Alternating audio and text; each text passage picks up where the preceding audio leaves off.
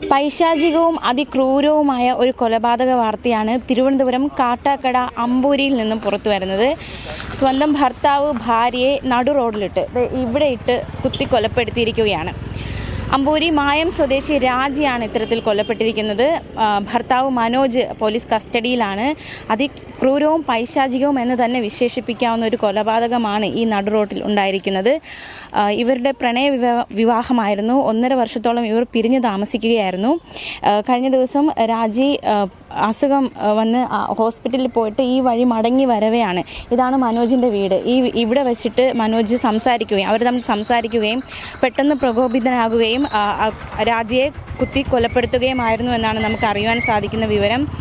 എന്താണ് പ്രകോപനത്തിന് കാരണമെന്നറിയില്ല. പക്ഷേ അതിക്രൂരമായ ഒരു കൊലപാതകമായിരുന്നു പെട്ടെന്ന് തന്നെ നടത്തിയത്. ഇരുവർക്കും 2 മക്കളാണ്. ഒരാൾ അച്ഛനോടൊപ്പം അതുപോലെ തന്നെ മറ്റൊരാൾ അമ്മയ്ക്കൊപ്പം താമസിക്കുകയാണ്. അങ്ങനെയാണ് ഇവരുടെ ജീവിതാവസ്ഥ ആയിരുന്നത്.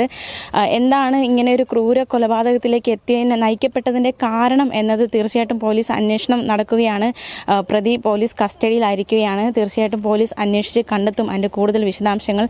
തീർച്ചയായിട്ടും ഈ ഒരു ഇതാണ് സംഭവ സ്ഥലം. ഇത് മനോജ് താമസിക്കുന്ന വീട്.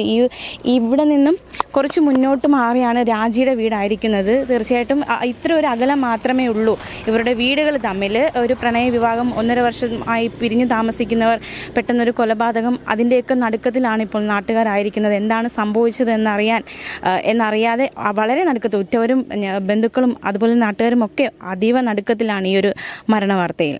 മനു ഹോസ്പിറ്റലിൽ, അതായത് ഈ ഒരു കൃത്യം നടക്കുന്ന സമയത്ത് അദ്ദേഹത്തിൻ്റെ കയ്യിൽ വലിയൊരു മുറിവ് സംഭവിച്ചിട്ടുണ്ടായിരുന്നു. അപ്പം പോലീസ് വന്നതിന് ശേഷം ഈ ഹോസ്പിറ്റലിൽ ഫസ്റ്റ് എയ്ഡ് ചെയ്യാൻ വേണ്ടി കൊണ്ടുപോയിട്ടുണ്ടായിരുന്നു.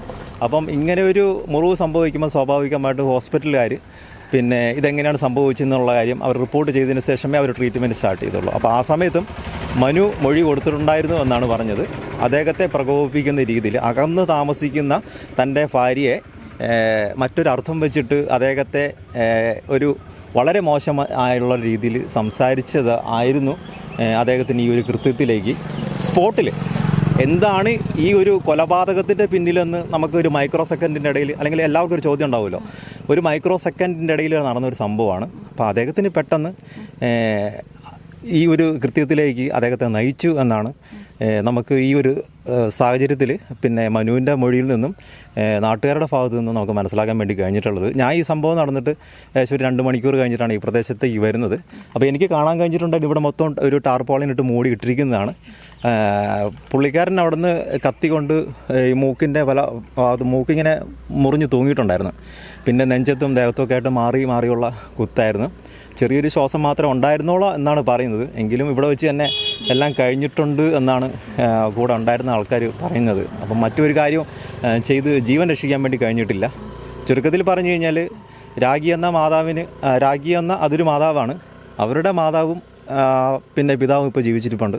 അവർക്ക് അവരുടെ മകളെ നഷ്ടപ്പെട്ടു പോയി. ഇപ്പോൾ 2 കുട്ടികളുണ്ട്. ഒരു +2 പിന്നെ നഴ്സിംഗ് വിദ്യാർത്ഥിനിയും പിന്നെ അതുപോലെ തന്നെ 9ാം സ്റ്റാൻഡേർഡിൻ്റെ ഇടയിൽ പഠിക്കുന്നത്. അപ്പോൾ അവർക്ക് അവരുടെ അമ്മയും നഷ്ടപ്പെട്ടു പോയി, അച്ഛനെയും നഷ്ടപ്പെട്ടു പോയി. ഈ സംഭവം നടന്ന് കുറച്ച് കഴിയുമ്പോൾ തന്നെ 2-3 പ്രാവശ്യം മാനസിക വിഭ്രാന്തി മൂലം ആ ജംഗ്ഷനിലേക്ക് പല ആവർത്തി ഈ മനു നടക്കുന്നുണ്ടായിരുന്നെന്നാണ് ഈ നാട്ടുകാർ പറഞ്ഞിട്ടുണ്ടായിരുന്നത്. ശേഷം പുള്ളി തന്നെയാണ് പോലീസിനെ വിളിച്ച് വിവരം അറിയിച്ചത്, സ്വന്തം ഭാര്യയെ ഞാൻ കൊലപ്പെടുത്തിയിട്ടുണ്ട് എന്ന്. അങ്ങനെ പോലീസ് വന്നാണ് അദ്ദേഹത്തെ കൊണ്ടുപോകുന്നതും പുള്ളിക്കാരൻ ഡയറക്റ്റ് കീഴടങ്ങുന്നതും പോലീസ് തന്നെയാണ് ഈ ട്രീറ്റ്മെൻറ്റിലേക്ക് ഹോസ്പിറ്റലിലേക്ക് കൊണ്ടുപോകുന്നത്. ഇന്ന് ഉച്ചയോടും കൂടെ ഇവിടെ തെളിവെടുപ്പിന് കൊണ്ടുവന്നിട്ടുണ്ടായിരുന്നെന്നാണ് മനസ്സിലാക്കാൻ വേണ്ടി കഴിയുന്നത്.